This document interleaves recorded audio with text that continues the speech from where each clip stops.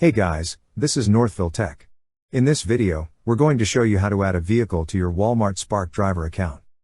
If you have not yet become a Walmart Spark Driver, we will put our referral link in the description below for you to sign up. Once approved, install the Spark Driver app and complete the in-app setup using my referral code MA30SUI so that we both can earn an incentive once you complete enough Spark trips. Also, don't forget to click subscribe and hit the notification bell to never miss out our future videos. To start, open the app by tapping on it. Once the app is open, you will see a section stating how adding a vehicle helps. To proceed, click on the right arrow beside it. Next, click on the Add Vehicle button. Now, select the type of your vehicle. After selecting, click on Save.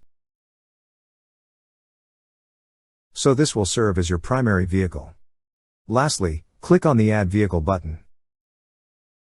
That's how you add a vehicle to your Walmart Spark Driver account. Thank you so much guys for watching, and if you have not yet subscribed to our YouTube channel, please subscribe to our YouTube channel as we create tech videos almost every day.